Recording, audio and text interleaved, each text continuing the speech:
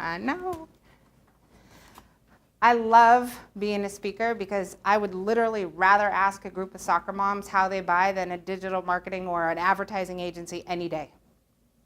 I love asking real people, how do you buy, what do you do? Because if every single room and every audience around the nation says the same thing, if I need a product or service, I go to Google, I Google it. I look on the first page, I don't click on the ads. I click on the map if it's a local company, or I look on the first page in the organic results below the map. How many of you agree with that? Be real. Real's good. If you find a company on the first page, how many of you go glance at their website? If the website looks bad, unprofessional, looks like they built it themselves, how many keep looking? If the website looks good, professional, you can tell what they do, where they do it, how to reach them. How many of you go look at reviews next? Raise your hand and look around. Every audience says the same thing. I can ask any audience if your mother or your friend referred you to a company to do something. Would you Google them first and would you look at their reviews? How many of you right now, if you got a referral, would go Google it and look at reviews first? Raise your hands, look around. Spin your heads. I have over 50% of the room. I love real. That's real. We're not in a time anymore where we can say, my business is all referrals. And the reason is you can't argue something you can't see. If you're a referral business and they're not calling because there's no reviews, they can't find your company, they're not sure which site is yours, the site scares them, you never know that it didn't work because they never called. Can't argue something we can't see. Now, having a website done in today's environment, here's the reality. The process sucks rocks. You guys in the back didn't hear me, so somebody come up with a good version of this. The process is not, okay, thank you. It's not fun.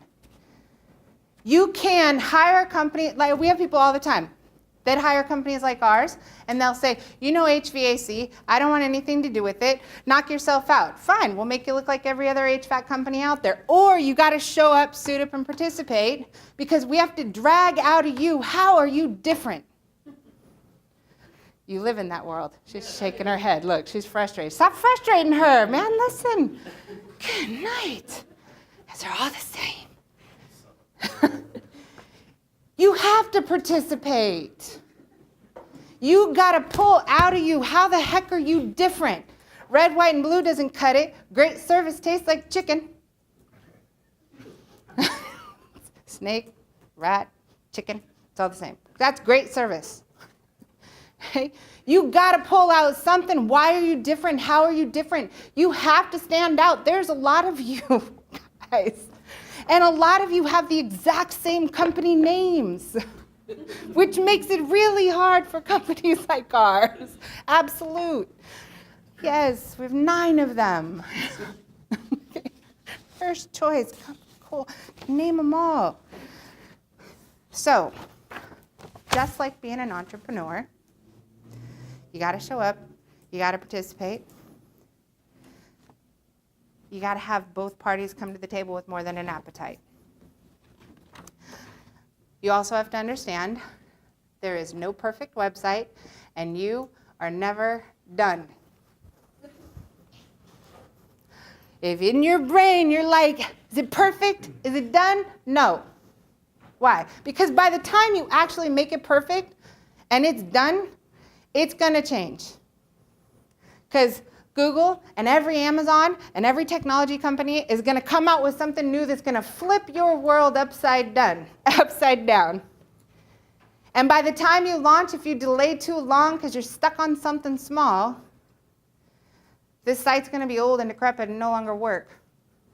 We have sites we launched last month that are out of date. I can rip any website to shreds, including the ones we built. And you should want that. Because if everybody says it's perfect, that means you have no place to go. You're done. Good. Should want critical. I can't afford perfect in my own company when it comes to building a site. Those are multi-million-dollar sites. You need the best in your industry, and you got to prioritize what's important, quite frankly, in order to reduce duplicates, inefficiencies, duplicate processes in your company, things that occupy your time that shouldn't, things that prevent you from going on vacation, as well as you need to be an option to all those people just like you who, when they need something, they go online, they Google it, they want a good-looking site, and they want to know other people love you when they go look at your reviews. That is marketing in a nutshell. How all of it happens takes a little more work. Okay? Here are the things, just in 18, that are changing everything. Voice search. 71% of the United States adults utilize voice search. How? Sorry, I have a magnet on the back of my phone. How do you voice search? You talk to what? What's this? Siri. What's this? Alexa. I love her. What's this? Google Home. Absolutely. Turn on the lights. Turn off the lights. Make my lights Seahawks colors. Whatever. Okay. Turn up the heat. Turn down the heat. Lock my doors. Open my doors. Spy on my kids' room. Hey, stop bringing food in your room. Our world is changing. The adoption of these devices also change what's important to you. So last year, website was #1 most important on our list. I'm on the fence this year about if a website is #1 and most important. Why? Because these devices don't send people to your website. They send people to local directories, Maps, Yelp, Google business listings. And it's based on how much love you have. How many reviews, how frequent the reviews, how current the reviews, on whether or not you're an option. So if people are moving this way, I can't say the #1's your website anymore. I can share it in between #1 and #4. You can't have long-term contracts when it comes to this stuff because nothing's long-term other than you need to be able, willing, and capable of change without freaking out. There can't be any long-term agreements. Your website. It can't be done by one person. I call them triple Fs: friends, families, fools, fast, free, felons. Keep adding. That doesn't work. It takes an army. Does it take an army of people? How many people do you think you dealt with?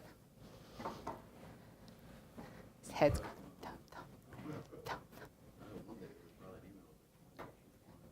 20. Why? Because there's a designers. Designers are creative. They went to art school. They dress nice. They have real friends. Not all of them. They have fidget spinners. They have fidget spinners. Those are the ADD ones. You have developers, coders.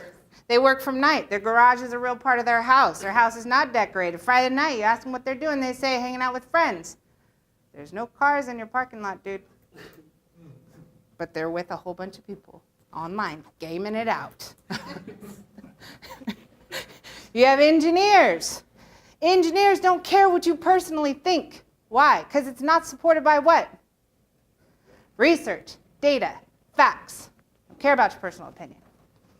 The map or the math says blank. You have to have content people. And oh, by the way, not do you just have to have content people, they have to know HVAC. Not only do they have to know HVAC, they have to know and learn how the heck to write AC repair 5,000 different ways to not violate Google's duplicate content rule. On the same page. That's just a bad day. Trade them work for 1 week. Write that 500 different ways. Do you guys consider yourself the best salespeople or most knowledgeable or both in your company? Yes? Yes? I know I have 3 owners in here. Michael Hicklin, Chief Operating Officer. Kathy Marshall, Vice President of Customer Service Experience and Training. Myself. What's in our heads is really important to clone. Maybe you guys feel like you don't have enough time to deal with all this stuff. Okay? For the mere fact you don't think you have enough time is the actual reason why you have to. You ever thought about it? I wish I could clone myself. Can you? Can you clone yourself? How? Sigh. You've been watching those stars and their poodles, huh? How can you clone yourself? Everyone look back in that corner right there. Wait. What am I doing? I'm making a copy. Right? And we'll take that copy, we'll slice it and dice it into 10 different videos, and we'll send it through a transcriptor that'll take it and turn it into content, text that Google can crawl, like Braille. We'll drop it on social media sites, throw it up on the website, put it in the blog, put it on an auto submission so that it auto submits. It's on YouTube. This hour becomes worth what? For how long? How long does it work for me, this hour?